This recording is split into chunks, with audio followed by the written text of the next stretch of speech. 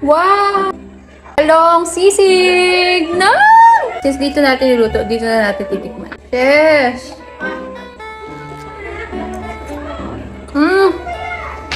Ang harap! Talong! Akala mo karne, pero talong lang pala. Tara, gawa tayo ng talong sisig. Yes! Alam nyo na ba to? Kasi nung first time kong natikman to, nung nagluto yung pinsan ko. At dahil certified matakaw tayo, syempre, tinikman ko agad. Aba, grabe yung shock ko. Kasi gulay pala siya. Akala ko karne. Kaya today, ngayong araw, gagawin natin yung version na paulit-ulit kong kinikrave simula nung natikman ko siya. Promise, kahit hindi ka fan ng gulay, baka mapadami ang rice mo dito. Syempre, unang-una, i-ready natin ang bida ng ating vlog ngayon, ang mga poging talong. Yes! Winiwa-hiwa ko lang sila sa maliliit na cubes, parang size ng pork sisig para mas convincing. Alam mo yung tipong kapag nakahain na, mapapaisip ka talaga kung gulay ba o karne.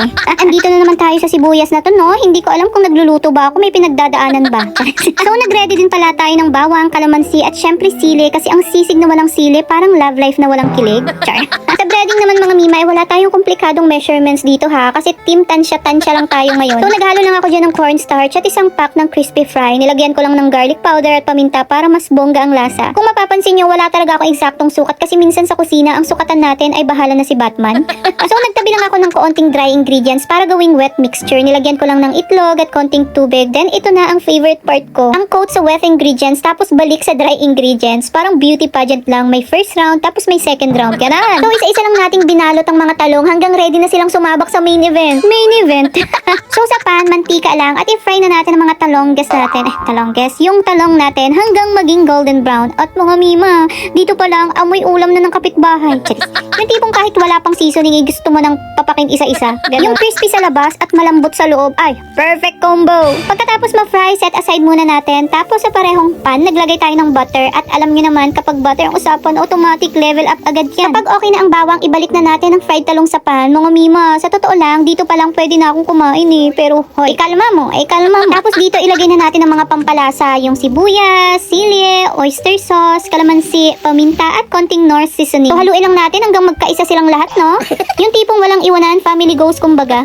At syempre, hindi magiging sisig vibes yan kung walang mayonnaise sa ibabaw. Drizzle lang tayo, feeling chef kahit sa bahay lang ganan. Nilagyan ko rin ng parsley flakes para kunwari social. At ayan na nga, ang ating super sarap na talong sisig.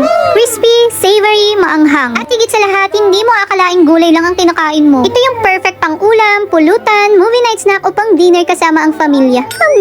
Actually, marami ngayong ginawa ko kasi tonight ngayong gabi, kakain kami sa labas kasama ang pamilya. Pero alam niyo yung mas natuwa ako? Yung panganay kong anak, kung may award sa pagiging picky eater, baka nominee talaga siya, lalo na pag gulay ang usapan. Pero nung natikman niya to, aba, sunod-sunod ang kuha. Doon ko talaga na-realize na minsan hindi naman nila ayaw sa gulay, ayaw lang nila sa paraan ng pagluluto natin. Kaya kung may mga picky eaters din kayo sa bahay, subukan nyo itong talong sisig. Malay nyo, ito na yung gulay recipe na magpapakain sa kanila ng walang pilitan. Pero ngayon, excuse me lang ha, may isang kawali akong sisig na naghihintay maubos eh.